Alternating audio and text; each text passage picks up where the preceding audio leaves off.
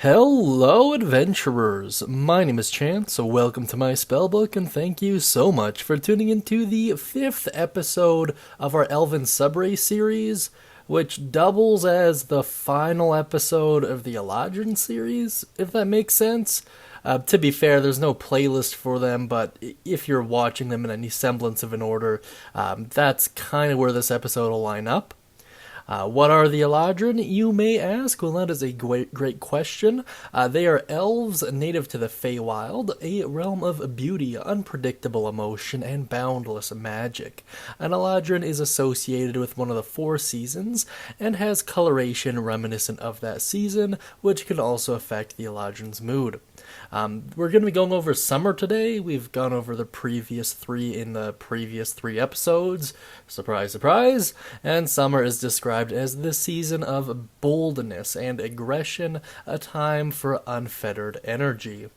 Also, I did a quick poll on the channel yesterday, just aiming on how many videos you guys want on a day. I've gotten all of the subrace and race videos done in terms of animation. I just need to do the voice work for them and then upload them, obviously. And outside of that, they're pretty much done. So I have a couple of the class videos that are also kind of stockpiling up. So what I'm thinking is I'm going to listen to what you guys are saying in the poll, and that was kind of 1, 2, 3 videos a day is where you're most comfortable. So I'm going to try and stick to there. So I'm thinking a race video at like around 9-ish Mountain Standard Time, and then do a class video a couple hours after that, and then hopefully a spell video a couple hours after that.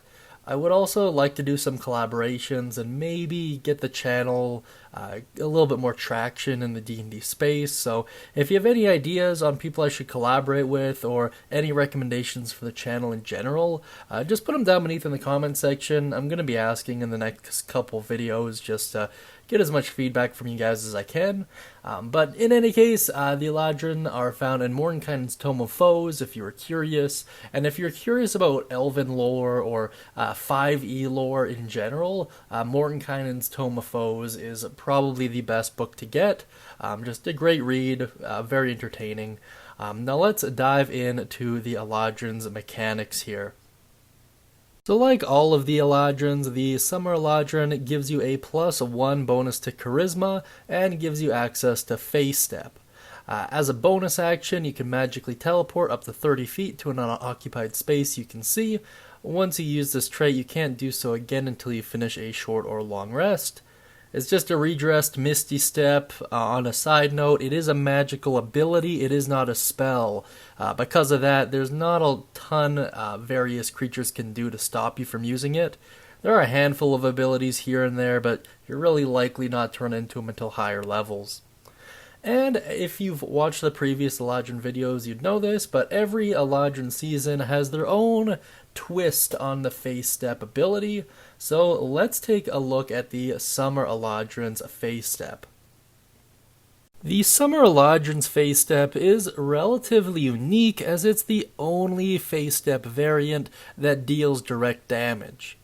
So once you reach 3rd level, immediately after you use your Face Step, each creature of your choice that you can see within 5 feet of you takes fire damage equal to your Charisma modifier, minimum of 1. Now I know at a glance you're like, is this really good, is this really bad? And the short answer is it kind of depends. So this is nice because this is guaranteed damage, which is very hard to come by in 5e. Usually there's something you have to roll for, and usually if they succeed on whatever roll they don't take any damage, or they take half damage. This is consistent flat damage, and because of that it is relatively nice. It is also AoE. It's a relatively small area of effect, sure, but you're also teleporting out of nowhere, so it's really feasible to catch people off guard, and ideally when they're huddled up. There's nothing to stop you from using this to teleport on top of a table, for instance, with a handful of enemies gathered around the table, and you deal however much damage to all of them. It's also quite nice that Charisma is used when determining how much damage you're dealing out. just because charisma is one of the more useful ability scores in the game, not just if you're a warlock or a sorcerer or a bard or what have you, but even just in general roleplay opportunities. So the odds of you having a poor charisma score aren't super high. I mean, I suppose you could do point buy and choose it as one of your dump stats, but most people like to have a fairly high charisma, so this is quite nice. And if you are one of the classes I mentioned earlier, the warlocks, the sorcerers, the bards, and the paladins to a lesser extent, this is really going to help you out because this will scale up with your character, and providing a little bit of AoE with a pretty nice utility aspect that's teleporting away 30 feet is certainly hard to refute in terms of viability. The biggest downside, of course, is that this is fire damage, and as you get higher in level, you're gonna find things that are resistant or just outright immune. But outside of that, I think it's a fairly strong ability. Is it gonna be mind-blowing damage? Probably not. Something else worth noting, well, I have it pulled up here, is that it still is not a spell effect. It is a magical ability of sorts, but it is not a spell. So it's not going to stack with any kind of elemental buffs you have regarding your spells. However, that being said, it might be more of a blessing than not. It is kind of sad it doesn't say that it ignites things. For instance, I would have liked that there, even if it was just technically flavor text, because, I don't know, I feel like a lot of DMs might fight with that. That being said, have the conversation with them regarding the Summer Eladrin and get their take on how this ability would play out in a thematic sense, and then extrapolate the data from there. Now let's go over to my personal thoughts here. So, looking at the race as a whole, and kind of comparing it to a lot of the other sub-races that the elf gets, the Eladrin on the nose, they feel a little lackluster in terms of just what they provide.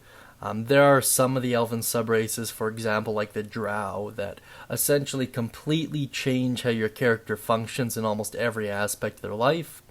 And I suppose you could make that argument with the Eladrin too, namely the Autumn, and maybe even the Summer Eladrin based on what kind of a game you're running. But I feel like they'd make for great one-shot characters. I feel like they'd make for great potential backup characters. But if we're talking mid to late game viability, I am a little hesitant. Especially as it pertains to the winter and the spring Eladrin, I consider them to be quite niche. The autumn and summer are probably the better of the two, and I want to say the autumn takes the cake in almost every regard. Simply because it's viable not only during combat, but also during the social and maybe even the exploration pillar of the game as well. So, I don't know, that's kind of where I sit on the Eladrins as a whole. That being said, as it pertains to the Summer Eladrin in particular, I think having guaranteed damage in any sense is quite nice.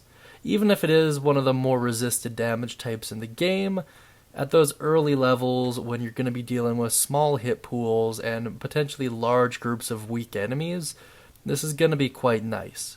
Especially if you're a tankier class, or if you have some other way of getting out, or maybe if you're just administering the finishing blow. Once again, that 30 feet can be done as a bonus action, so you can still get your movement, so you can essentially move 60 feet in a turn, still have your action, and still deal damage in addition to that. So if you use the dash action, that's a potential 90 feet of movement in a single turn, which is nice, and you get the added bonus of having the added effect of whatever Eladrin you decide to go with, so it is quite nice in that regard. That being said, let me know what you think of the Summer Eladrin, and maybe even the Eladrin race as a whole. Mention any thoughts, questions, comments, or concerns you have regarding it, and of course, please check out the playlist as well. I forgot to mention it at the beginning, but click on the little eye icon or whatever one of the end screens you feel like, and it'll take you straight to the playlist. And once again, let me know how you would grow the channel if you were in my shoes. Mention any content creators that might make interesting collaborations. We've done a handful in the past with various degrees of success, so let me know what you think down beneath in the comment section, of course. And I hope you all have a wonderful day, and as always, happy adventuring. We'll have one of the barbarian subclasses rather, coming out in a couple hours here, so just stay tuned for that. That being said, see you guys later. Talk to you soon.